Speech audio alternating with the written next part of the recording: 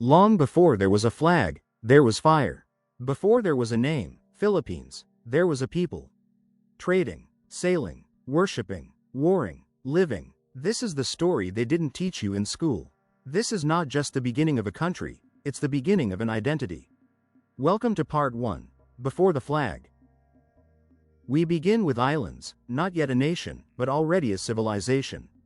Over 7,000 of them, covered in rainforest, ringed by reef. Beneath the waves, trade routes pulsed. From the mountains came gold.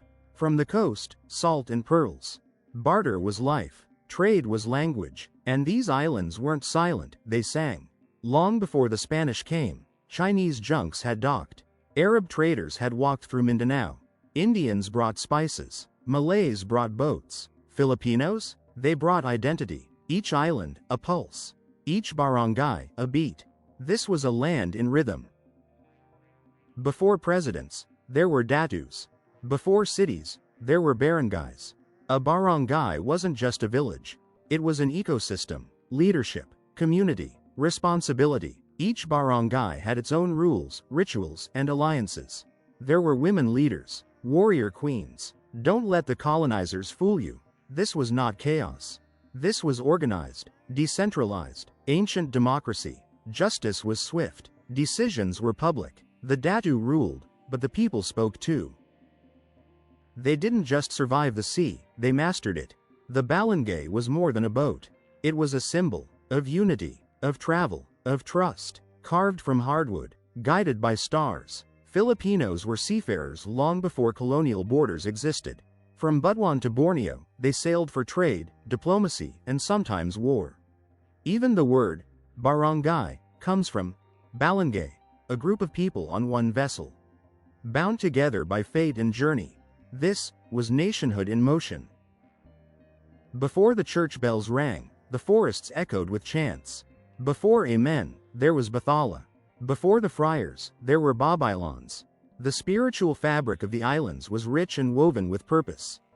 Animism, ancestors, spirits in wind, water, and stone. The Babaylan, a spiritual leader, often a woman, held knowledge, healing, ritual, and power. They were scientists, priests, midwives. Before the friars burned their names, they were the guardians of the soul of the islands. Pre-colonial life wasn't a paradise.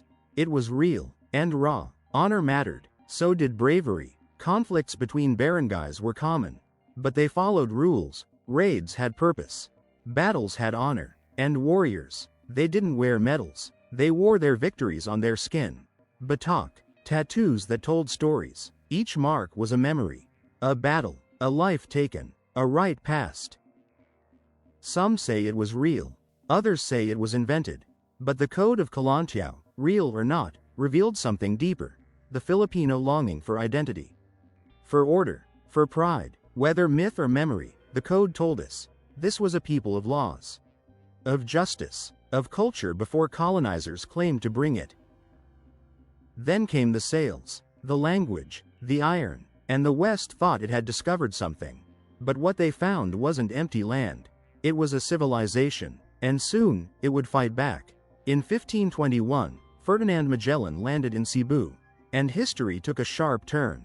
He brought the cross, but also the sword. He baptized, but also demanded allegiance. And a man named Lapu-Lapu said, no. He wasn't just a chief. He was a symbol. Lapu-Lapu stood his ground. He didn't kneel. And when Magellan tried to claim the land, he didn't just fail, he died trying. The Battle of Mactan wasn't just a fight. It was a prophecy that these islands would resist. Again and again, and again. This was the first chapter in a long story of revolution. They say the Philippines began in 1898. But they're wrong. The Philippines began with rhythm, with ritual, with resistance. Before the flag, there was fire. And it still burns today. This is only part 1. The story continues.